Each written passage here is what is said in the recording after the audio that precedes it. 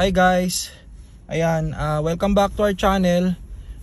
Share ko lang sa inyo guys yung weather ngayon dito sa Roseville, California. Ayan, masama yung panahon ngayon.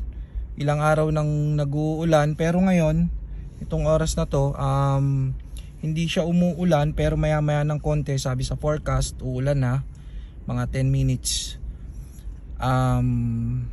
Tapos ang masama nito, sobrang lakas ng hangin. Kanina nga nagda-drive ako nandito ako ngayon sa highway. Kasi ako ngayon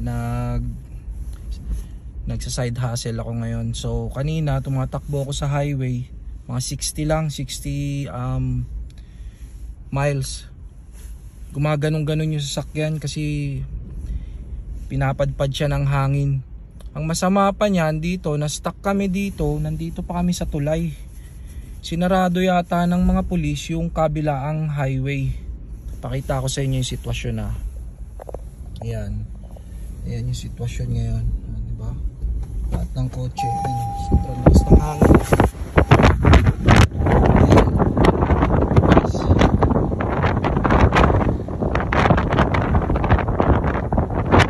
Nakastop kami. Walang traffic. Sinarado lang nila. Yun. Nyo yung yung ilaw ng pulis. Sinarado nila yung kalye.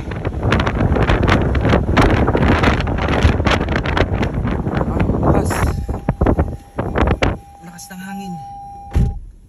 So magti 10 minutes na kaming nakastuck dito, nakastop. Hindi pa nila pinapatuloy yung mga sasakyan. Ano kayang plano nilang gawin?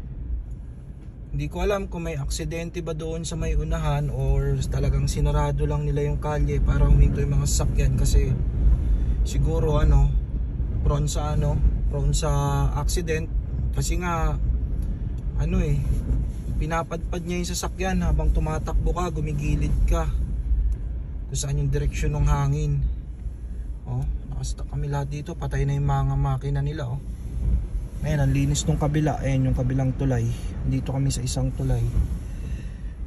Ayan ngayon yung sitwasyon. Sobrang lakas ng hangin. Dapat pala hindi na ako lumabas pambihira. Ngayon ko lang na-experience to kasi bagong lipat lang naman kami dito sa sa Rocklin. Dati kami sa LA. Hindi ko alam sa LA kung ginagawa din nila yon, kasi pagka masama yung panahon, di naman ako nalabas, di naman kami nalabas ng bahay. So ayan ngayon yung sitwasyon ngayon dito. Ito yung bukong kulot-kulot nagugulo. So ang hirap, hindi ako makauwi. Gusto ko na umuwi sana. Ayun, umalog yung kotse. Umalog siya. Kung naririnig nyo yung hampas ng hangin, medyo nakabukas tong bintana ako ng konti. Kasi malamig din, malamig ngayon kasi winter pa rin.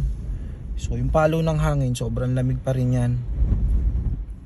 In 10 minutes yata, uulan na. Ewan ko anong plano ng mga pulis, kung bubuksan ba nila o ano.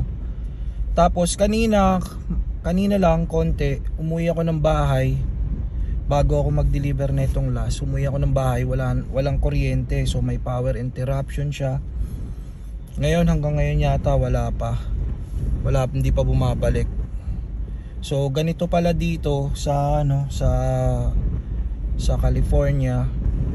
Siguro pinapastop talaga nila yung mga sasakyan. Di ko alam kung aantayin pa nilang huminto tong lakas ng hangin bago nila patuloyin yung mga kotse or what. Di ko alam kung may stuck ba kami dito ng matagal. Pambihira. Gusto ko sanang umidlip sa bahay kasi sarap, ang lamig. Kaya magmerienda na, gutom na ako. Mag-aalas 5 na mag-aalas 5 na. Pambihira. So yun lang guys, update lang. So kung nandito kayo sa California o saan man dito sa US, pag malakas yung hangin or malakas yung may bagyo, wag na lang siguro kayo lumabas para para safe kayo, tsaka hindi kayo ma-stuck katulad nito.